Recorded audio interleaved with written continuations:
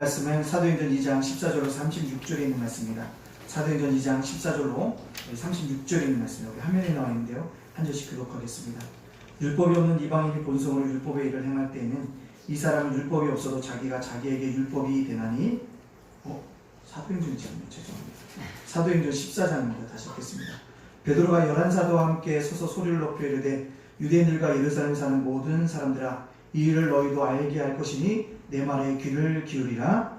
내가 제3신이 너희 생각과 같이 이 사람을 취하는 것이 아니라 이는 곧 선지자 요엘을 통하여 말씀하신 것이니 일러스되 하나님의 말씀하실 말씀에 내가 내 영을 모든 유대에 부어주니 너희의 자녀들은 예언할 것이요 너희의 젊은이들은 환상을 보고 너희의 늙은이들은 꿈을 꾸리라. 그때 내가 내 영을 내 남종과 여종들에게 부어주리니 그들이 예언할 것이요 또 내가 이런 곳에서는 나를 아래로 대목하기를 진주를 일시고 피와 뼈와 연기로다. 주의 크고 영화로운 날이 이르기 전에 해가 변하여 어두워지고 달이 변하여 피가 되리라.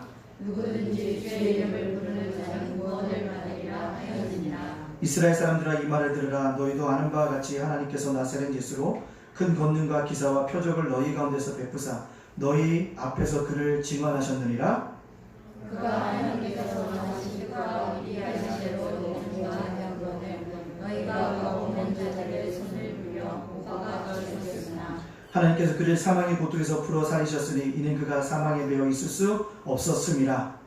다시 이를 가르쳐 이르되 내가 항상 내 앞에 계신 줄을 배웠으며 나로 유동하지 않게 하기 위하여 그가 내 편에 계시도다. 그러므로 내 마음이 기뻐하였고 내 혀도 즐거워하였으니 육체도 희망에 거하리니 이는 내 영혼을 후에 버리지 아니하시며 죄의 고한 자로 썩음을 당하지 않게 하실 것이리로다. 주께서 생명의 길을 내게 보이셨으니 주 앞에서 내게 기쁨이 충만하게 하시리로다 하였으므로 형제들아, 내가 장사에 대하여 담대히 말할 수 있느니 다윗이 죽어 장사되어 그 의가 오늘까지 우리 중에 있도다. 그는 선지자라. 하나님이 이미 맹세하사 그 자손 중에서 한 사람을 그 위에 앉게 하리라 하심을 알고 미리 본으로 그리스도의 부활을 말하되 그가 온 후에 버리게 되지 않고 이 의식이 썩음을 당하지 아니하시리라 하니 이 예수를 하나님이 살리신지라. 우리가 다 이 일의 증인이로다. 하나님이 오른손으로 예수를 비치시에 그가 열쇠의 성령을 아버지께 받아서 너희가 보고 듣는 이것을 부어주셨느니라. 다윗은 하늘에 올라가지 못하였으나 칠이 말하여 이르되 주께서 내 주에게 말씀하시기를 내가 내 오른손으로 내 약속상이 되게 하기까지 너는 내 우편에 앉아 있으라 하셨도다 하였으니. 같이 있습니다. 그런즉 이스라엘 온 집은 확실히 알지니 너희가 십자가에 못 박은 이 예수를 하나님이 주와 그리스도가 되게 하셨느니라 하니라. 아멘. 우리 앞뒤 옆 사람과 이렇게 인사하겠습니다. 부활의 신앙으로 살아갑시다. 시작. 부활의 신앙으로 살아갑시다. 다시 한번 시작. 부활의 신앙으로 살아갑시다. 아멘. 어제 제가 우연히 조그만 창문을 열었습니다. 피아노 바로 앞에 있는 창문을 열었는데 깜짝 놀랐습니다. 왜 깜짝 놀랐을까요? 제 앞에 은행나무가 보였어요.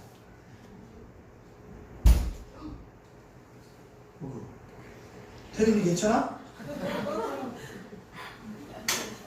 아빠가 안고 있으면서 떨어뜨릴 것 같은데. 잘 달래봐요. 많이 아프겠다. 깜짝 놀랐어요. 창문을 열었는데 은행나무가 눈앞에 보이는 겁니다. 늘 은행나무를 볼 때 위에서 아래를 봤어요. 근데 어느 순간 딱 보니까 제 눈앞에 있다는 것입니다. 6년 동안 있었는데 이 교회에요. 은행나무가 모르게 보였더라? 성장했다라는 겁니다. 그걸 보면서 놀랐습니다. 그러면서 스스로가 자문해 보았습니다. 뭘요? 내 신앙은 6년 동안 성장하고 있습니다. 그리고 또 한 가지 묻게 되는 게 우리 성도들의 신앙은 자라고 있는 건가? 우리 교회는 성장하고 있는 건가를 생각해 보게 되어졌다라는 것입니다. 사랑하는 우리 예단가족 여러분들, 우리의 신앙이 연수만을 자랑하는 신앙인이 아니라 날마다 성장하는 신앙인이 되어지기를 간절히 소원합니다. 그리고 또 이번 주에 이런 복된 죽음을 죽었으면 좋겠다라는 생각이 들었어요. 목요일날 친구 목사님 장인 어른이 소천하셔서 정읍에 있는 아산병원에 갔다 왔습니다. 문상을 한 다음에 어떻게 돌아가셨냐고 하니까 우리 아버님이 어제 하루 종일 공장에서 일을 하시고 아침 7시부터 공장에 일을 한대요. 공장에서 7시부터 일을 하시고 6시에 퇴근하셔서 집에 오셔서 7시에 뭐하고 식사 다 드시고 잠자리 들기 전에 뭐하고 샤워하시고 그리고 주무셨대요. 그리고 이제 뭐해야 되니까 직장 출근해야 되니까 일어나라고 깨웠더니 뭐하더라? 일어나지 않으셨다. 그래서 돌아가셨다. 그렇게 건강한 장인어른이 돌아가실 꿈에도 몰랐다는 거예요. 그래서 제가 물었죠. 연세가 어떻게 되세요? 84시이래. 84시인데 참. 그 목사님이 그런 얘기를 합니다. 우리 아버님 참 대단하셔. 왜? 오늘까지 일하면 한 달 월급이 나온다는데 한 달 월급 다 받고 돌아가셨다. 그래서 생각하게 돼요. 참 복된 죽음이다. 나도 저런 죽음을 죽었으면 좋겠다. 하루는 더 열심히 일하다가 식사 다 하고 샤워하고 잠자듯 이 세상을 뭐 했으면 좋겠구나. 떠나갔으면 좋겠다라는 생각이 있어요. 그런 생각이 있다. 어떤 분 아직도 우리 장인어른은 지금 벌써 2년 가까이 병상에 계세요. 사람도 알아보지 못합니다. 말씀도 못하세요. 늘 등 쪽에 욕창이 나면 등 쪽 욕창을 치료하면 또 뭐합니까? 이 엉덩이 쪽에 욕창이 나시고 또 오른쪽 엉덩이 욕창 치료하면 또 왼쪽에 욕창이 나시고 왼쪽 엉덩이 욕창 치료하시면 또 이 오른쪽 뭐야? 등 쪽에 또 욕창이 나시고 그런 일을 하고 계세요. 참 많다는 거예요. 그러면서 느낀 게 그래 나도 이런 복된 죽음이 되었으면 좋겠다. 하루 종일 일하고 그렇게 살아갔으면 좋겠다라는 것을 깨닫게 되어집니다. 사랑하는 예담가족 여러분들, 죽음 앞에서 우리가 다시 한번 보려 내가 어떻게 살아갈 것인가, 내가 어떻게 하나님의 마지막 부르심 앞에 내가 응답할 것인가를 한번 생각하면서 살아갈 수 있는 우리 예담가족들이 되어지기를 간절히 바랍니다. 오늘 본문으로 돌아갑니다. 지난주에서 성령의 메시지 2시간이에요. 지난주에 성령의 메시지는 어떤 메시지였습니까? 개인적인 것이 아니라 무슨 메시지? 공동체적인 것이라고 했어요. 설교는 성령께서 주시는 메시지는요, 우리 모두가 뭐가 되는 거다? 하나 되어지는 그런 공동체의 메시지였다는 거예요. 교회를 위한 메시지였다라고 말씀드렸습니다. 두 번째요, 성령의 메시지는 뭐다? 요엘 선지자의 예언이 뭐다? 성취되어졌다라는 것을 이야기했습니다. 자, 그렇다면 베드로의 설교를 두 가지로 나눌 수 있는데, 첫 번째는 아까 말했던 그거예요. 지난주에 했던 오늘 베드로 설교 두 번째입니다. 성령의 메시지는 무엇이냐? 바로 성령의 메시지는 예수 그리스도에 대해서 전하고 있다는 것입니다. 뭐에 대해서 전하고 있다고요? 예수 그리스도에 대해서 뭐하고 있다? 전하고 있다라는 것입니다. 이것이 뭡니까? 바로 성령님이 우리에게 증거하고 있다라는 것입니다. 즉 성령님이 이 땅에 오신 사건과 예수님의 사건이 별개의 사건이 아니라 하나의 보다 연속된 사건이라는 것을 우리에게 말씀해 주고 있다는 것입니다. 오순절에 임한 성령 하나님은 예수님을 증거하기 위한 사건이었다는 것입니다. 즉 예수님을 우리가 증거하려고 한다면 내 안에 뭐가 있어야 합니까? 성령이 강하게 임재해요. 전도하려고 하다 보면요, 성령이 임재하지 않으면 뭐합니까? 담대할 수가 없다는 거죠. 즉 성령의 임함은 누구를 증거하나? 예수 그리스도를 증거하기 위함이었다는 사실을 우리에게 보여주고 있다라는 사실입니다. 자, 그러네요. 예수님이 이 땅 속에 승천하신 다음에 성령이 임했습니다. 성령 운동들이 일어났습니다. 성령 운동의 치명적인 실수가 무엇이냐면 성령의 현상만 이야기한다는 거죠. 병 고침 받았어. 앉은 배가 일어났어. 내 앞길을 보여줬어 라고 얘기하고 있는 것입니다.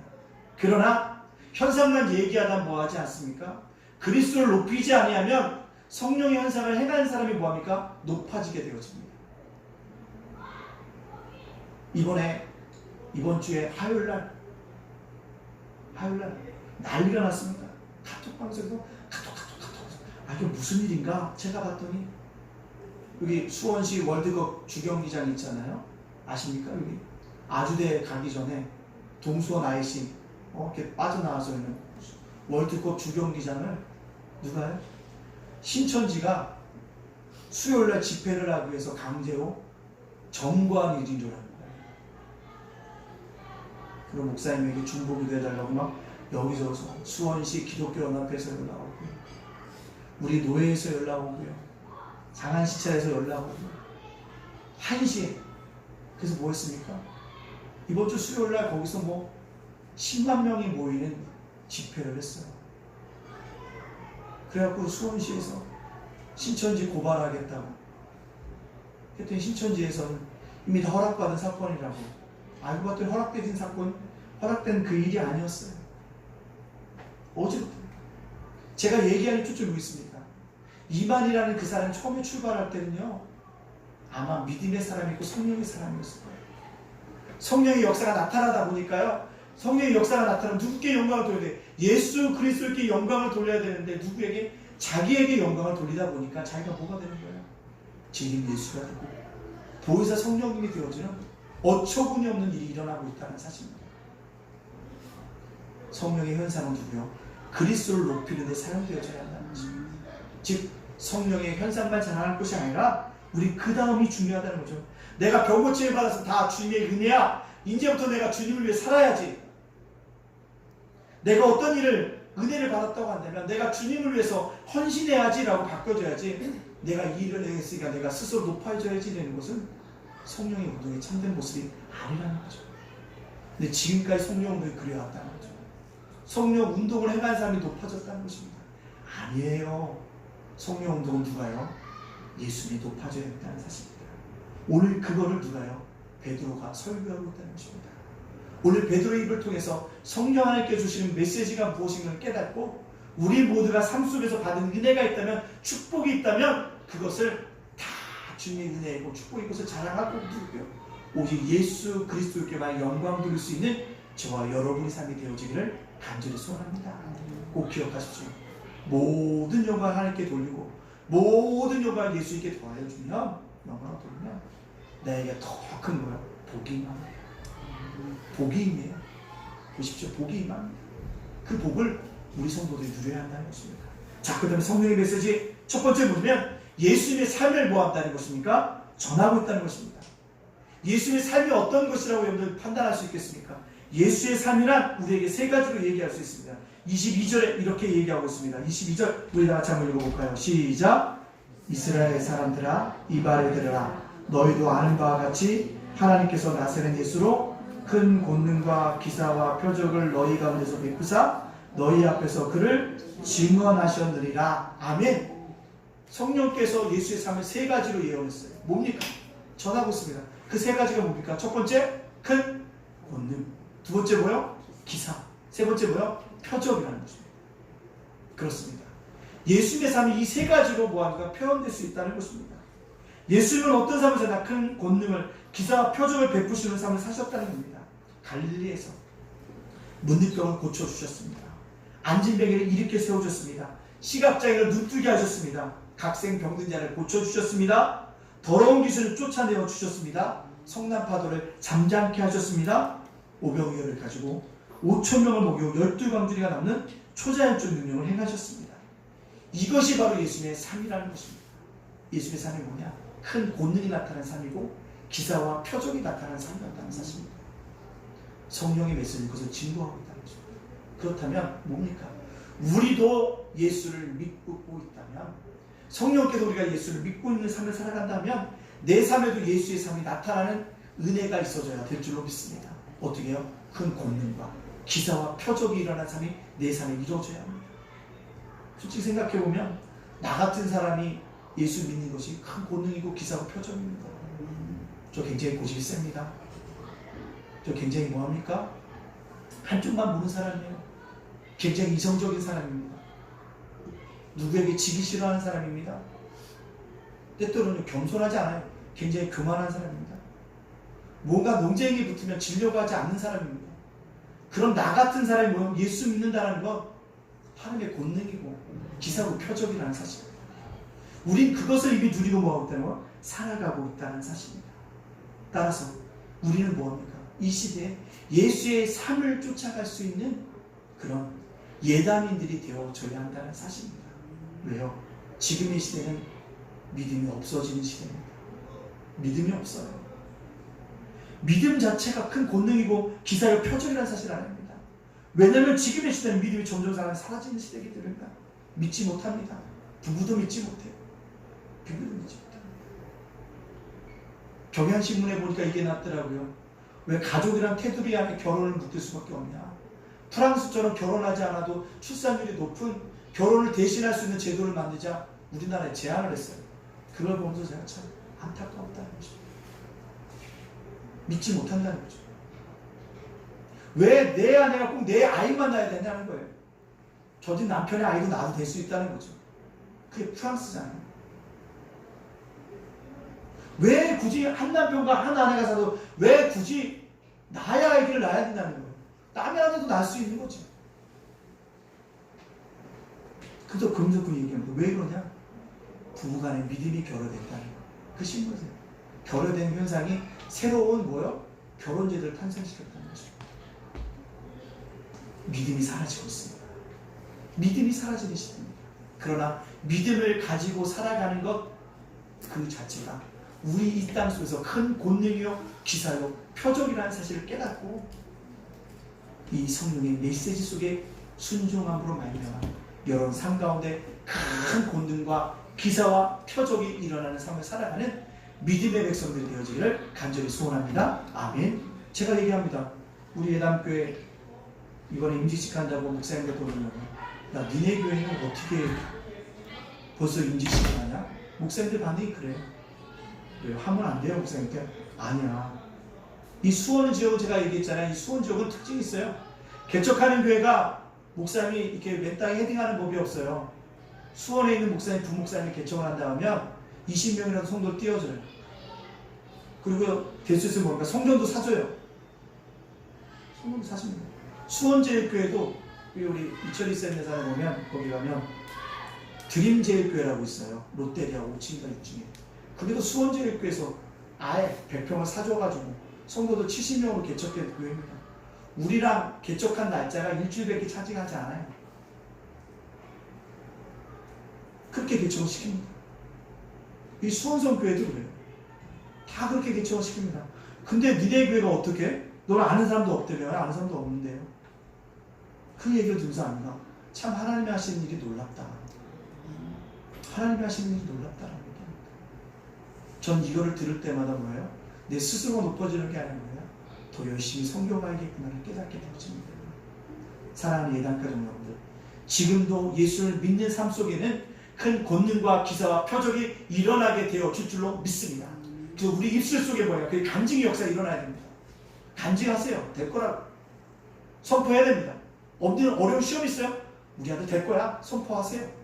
뭐 안 돼요. 선포하시면 됩니다. 나가는 것입니다. 우리 스스로가 작아질 필요가 없어요. 왜? 믿음의 주인 예수 그리스도를 온전히 바라보는 자들마다 예수의 삶이 우리 삶 속에 발현되어지고 현현되어지는 요즘에 말하는 인카네이션 우리에게 일어나게 되어진 은혜가 있게 되어질 줄 믿습니다. 선포하고 살아가길 원합니다. 두 번째 성령의 메시지는 뭐냐면 십자가는 하나님의 뜻이라는 것을 선포하고 있다는 것입니다. 23절에 있는 말씀 우리가 같이 읽어볼까요? 23절입니다. 시작. 그가 하나님께서 정하신 뜻과 미리 하신 대로 내어준 바 되었거늘 너희가 법 없는 자들의 손에 들려 못 박아 죽었으나. 아멘. 23절의 이 사건은 예수님의 십자가 사건을 말하고 있습니다. 십자가란 무엇입니까? 그것은 하나님이 정하신 뜻이라는 거예요. 예수는 십자가를 지시고자 하지 않으셨습니다. 십자가를 피하고 싶으셨습니다. 그때 겟세마네 기도에서 핏방울이 땀방울이 핏방울대로 기도하다가 그가 얻은 결론은 무엇입니까? 나의 뜻대로 마옵시고 누구의 뜻대로 없어서 아버지의 뜻대로 없어서는 기도를 병게 되므로 십자가를 지신다는 것입니다. 예수님은 십자가를 지는 것이 하나님의 뜻인 줄 알았습니다. 그렇기 때문에 순종했다는 사실입니다. 결국 십자가는 하나님의 뜻에 순종하는 것을 선포하는 메시지인 것입니다. 근데 여기 재미있는 뜻이 표현이 있어요. 다시 한번 보면 그가 하나님께서 정하신 뜻과 미리 아신 대로 내어준 바 되었구나. 하나님 편에서 십자가를 허락하신 분이 누구예요? 하나님이에요. 하나님이 십자가에 예수를 내어주셨다고 얘기하고 있습니다. 근데 인간의 편에서 뭐라고 합니까? 그 후반주체의 표현이 참 재밌어요. 너희가 법 없는 자의 손을 빌려 못 박아 죽었으니, 너희가 이스라엘 백성들이 법 없는 자의 손을 빌려, 그러니까 빌라도와 로마 병제의 손을 빌려 그를 못 박아 죽였다는 것입니다. 이게 무슨 얘기입니까?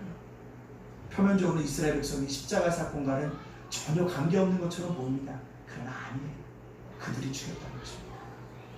그들이 죄 없는 예수님을 죽였다는 사실입니다. 즉 예수의 십자가를 못 박게 한 것은 바로 누구다? 너희들이라는 것입니다. 마찬가지입니다. 오늘 우리에게도 이 말씀은 동일하게 적용됩니다. 예수님 왜 십자가에 죽으셨습니까? 저와 여러분의 죄 때문에 십자가에 죽으셨다는 사실을 우리는 기억해야 합니다. 십자가에 못 박는 사람이 누구냐? 바로 저와 여러분입니다. 십자가에 못 박고 있다는 것이에요. 우리는 그것을 기억해야 한다는 사실입니다.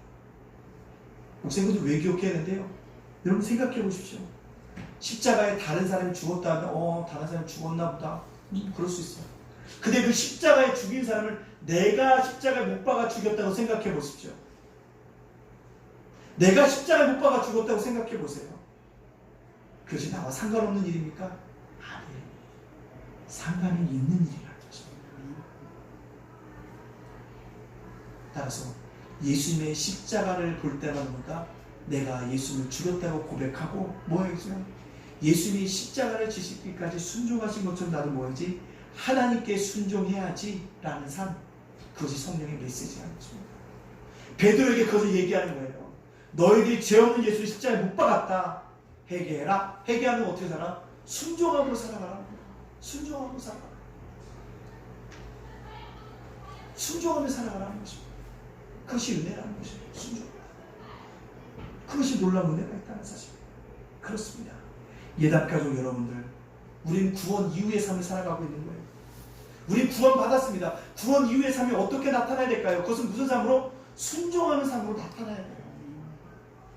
내 뜻이 맞지 않더라도 하나님의 뜻이라면 순종해야 되고, 내 생각과 틀리다고 해도 순종해야 되는 것, 그것이 우리에게 오늘 성령의 메시지로 들려주고 있다는 것입니다.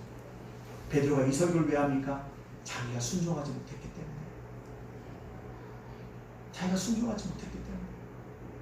그런 거예요. 구원받은 이후에 뭐예요? 순종의 삶을 살아가겠다라고 고백하고 있다는 사실입니다. 사랑하는 예단가족 여러분들, 우리 모두가 우리에게 주어진 십자가를 지고 주님을 쫓아갈 수 있기를 간절히 소원합니다. 우리에게 십자가가 있어요. 때때로 아내가 나에게 십자가일 수도 있고요. 남편이 내게 십자가일 수도 있고요. 자식이 내게 십자가일 수도 있어요. 부모님이 내게 때때로는 십자가일 수도 있어요. 그러나 그 십자가를 내게 주어졌을 때 우리에게 해주는 뭐라고요? 순종하고 감당하고 나갈 때 하나님이 셀 수 없는 복들을 여러분들에게 허락하여 주실 줄로 믿습니다. 이 땅의 위인들 보세요. 고통 없이 고난 없이 성공한 사람은 없습니다. 그 고통과 고난을 이겨낸 사람만이 뭐 할 수 있었습니까? 자기의 목표를 도달할 수 있었다는 사실입니다. 그렇다면 우리도 나에게 주어진 십자가를 지고 주님 앞에 순종하고 나아갈 때 세상이 셀 수 없는 복들이, 축복이 우리들에게 임하게 되어 줄 줄로 믿습니다. 그 십자가 때문에 원망하고 불평하고 짜증내고 화내지 말고 당당하게 그것을 짐으로 말미암아 하나님이 예비하신, 쌓아두신 하나님의 은혜와 축복들을 받아 누릴 수 있는 믿음의 권속자들이 되어지기를 간절히 소원합니다. 아멘. 세 번째로 성령의 메시지 뭐냐? 예수님의 부활을 뭐한다? 증언하고 있다는 것입니다. 예수님의 뭘 증언한다? 부활을 증언하고 있다는 것입니다. 24절 말씀 다시 한번 읽어볼까요? 24절입니다. 시작.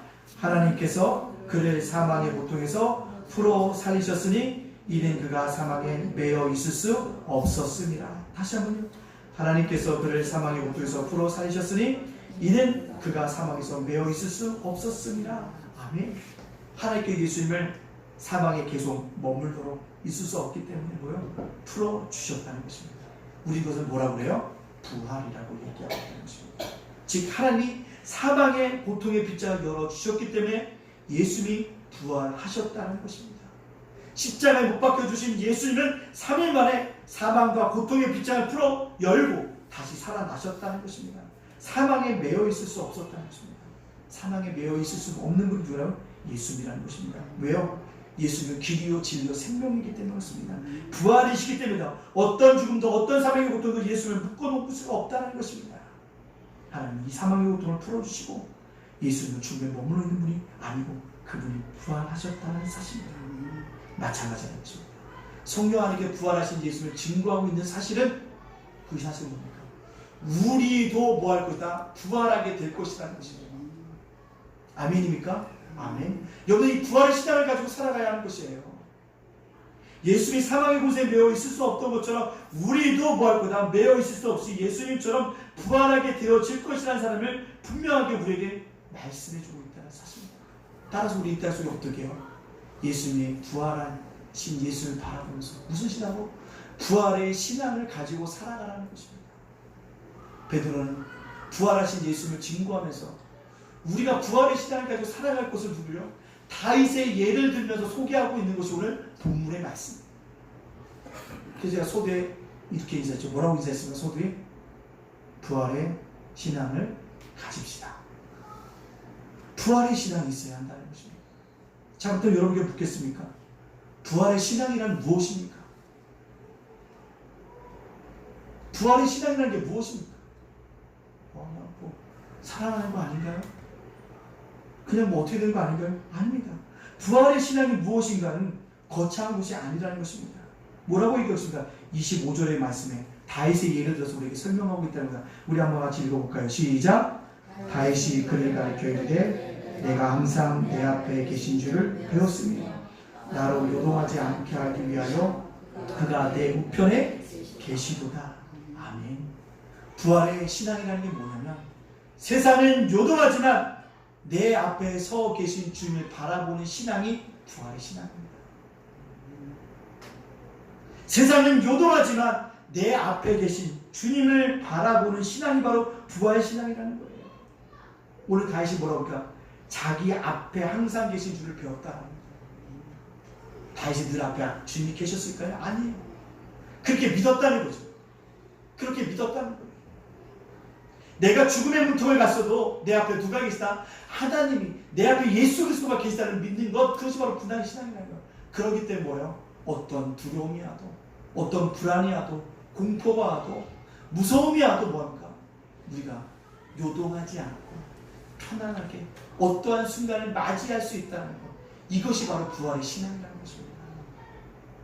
세상은 요동해요. 세상은 요동합니다. 얼마나 요동합니까? 성난 파도와 같이 머물지 않습니까? 오늘 뉴스에 보니까 제주도에는 40cm 이상의 비가 내려졌대요. 40cm면요 정말 많은 비예요. 내려졌다고 합니다. 언제든지 우리가 뭐예요? 그 비 때문에 해를 당할 수 있다는 것입니다. 또요 언제든지 교통사고로 죽을런지 무슨 일을 당한지 언제만 같지 아무도 알 수 없다는 것입니다. 그러나 이 요동치는 세상 앞에서 뭐예요? 내 앞에 누가요? 살아계신 하나님을 바라보는 신앙, 그 신앙이 바로 부활의 신앙입니다. 그렇다면 내 마음은 뭡니까? 요동하지 않는다는 것입니다. 내 마음은 평안하다는 것입니다. 그 부활의 신앙들을 가지고 우리가 뭐합니까? 살아가야 될 줄로 믿습니다. 세상이 아무리 요단할지라도 내 앞에 서 계신 주님을 바라보는 자들마다 승리의 삶을 살아갈 것이고 하나님께서 주신 예비하신 복들을 받아 누리게 되어 줄 줄로 믿습니다. 부활의 신앙이 무엇이냐?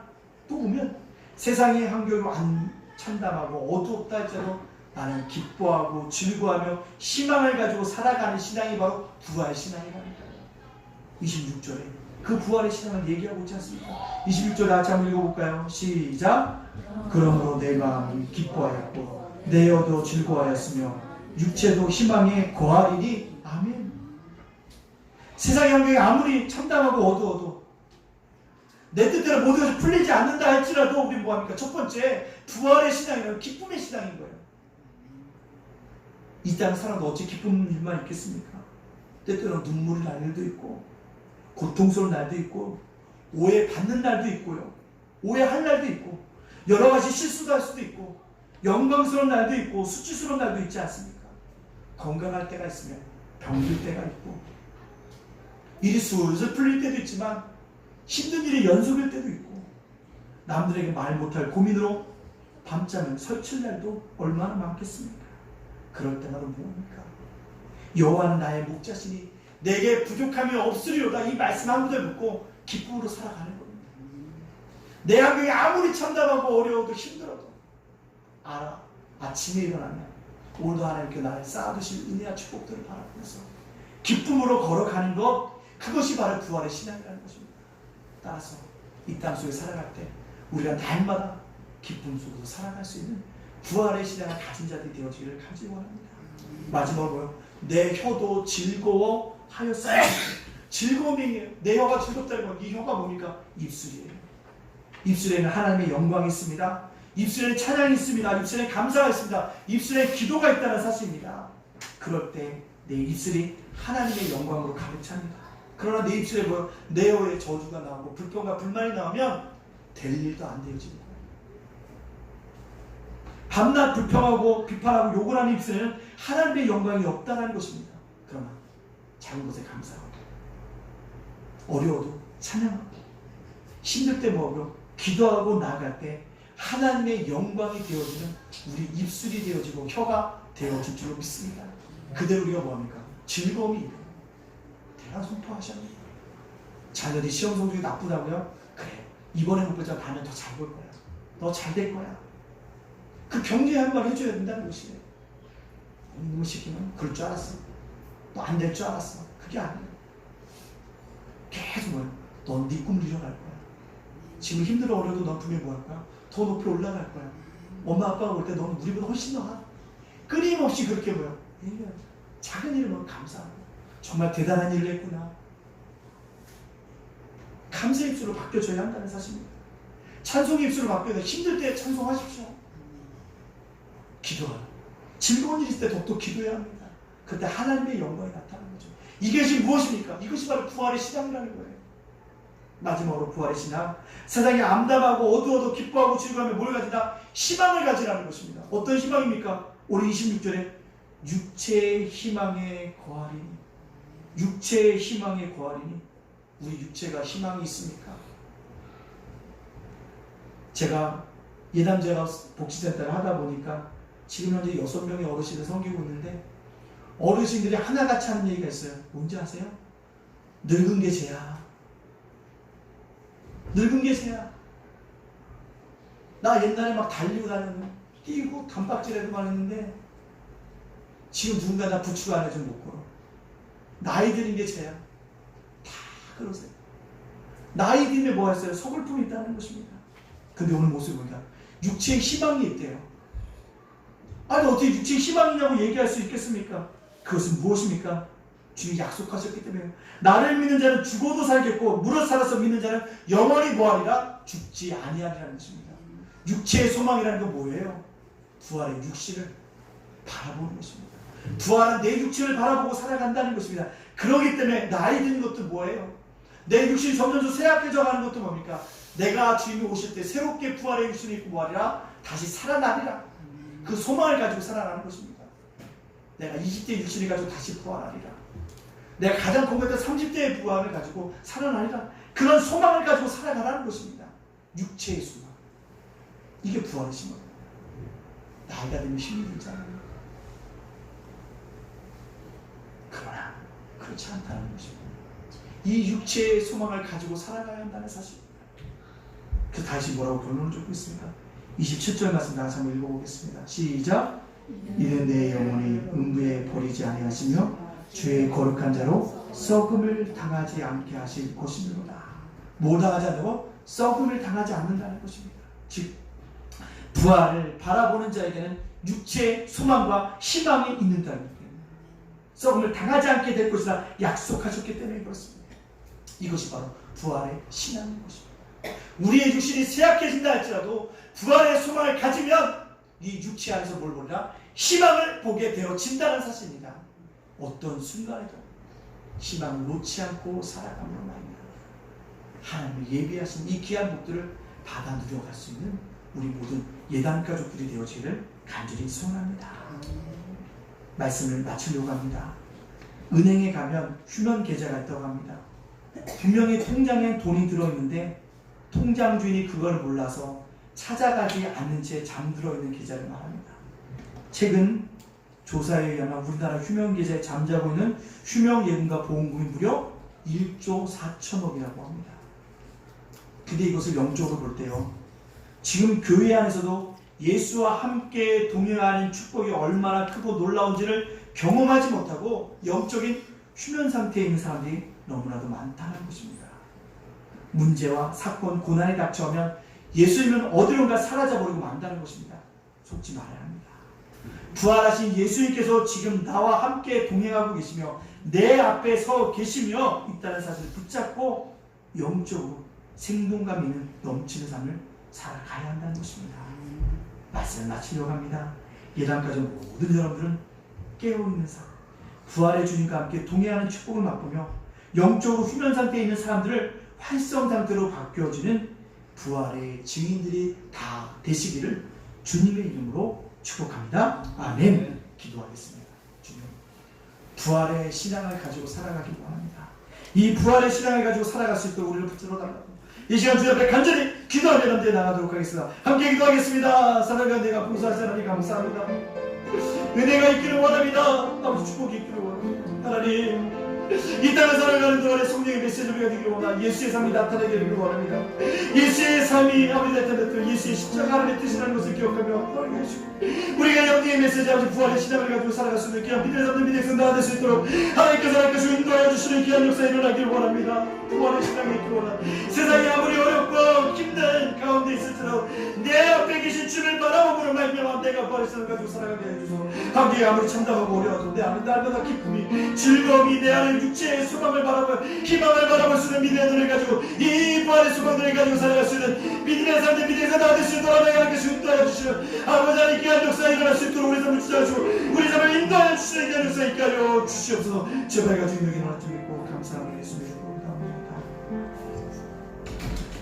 우리 두 번째로 기도할 것은요, 담임 목사님 저와 우리 교회와 가정과 예담제가복센터와 피택자 목자에게 주님의 축복과 은총이 넘치게 해달라고 이 시간에 합심해서 기도하겠습니다. 사랑의 하나님 감사합니다. 담임 목사님 저를 기억해 주시고 성경적인 리더십으로 잘 이끌어갈 수 있도록 인도해 주시고 아버지 가치관을 심어주도록 인도해 주시고 예담께 성령 충만의 고난을 부활의 교회가 되게 해주시고 예배자, 기도자, 전도자, 봉사, 자원자, 교회 분들 보내주시옵소서. 아버지 가정도 지켜주시고 우리 손들 아버지 자녀를 위해서 기도합니다.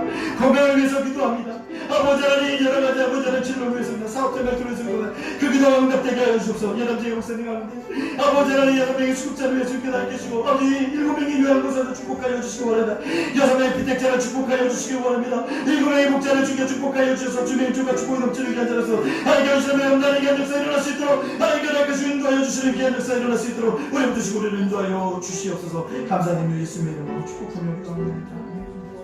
마지막으로 기도 것은 임직식과 나라와 민족을 위해서 기도해 주십시오.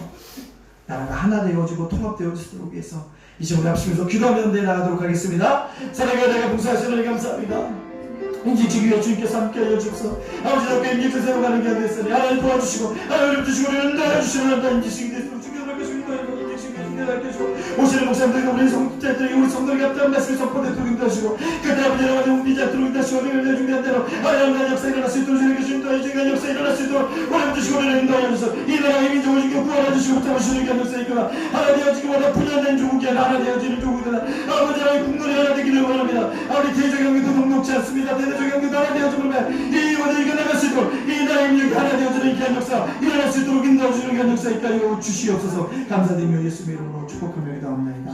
아멘.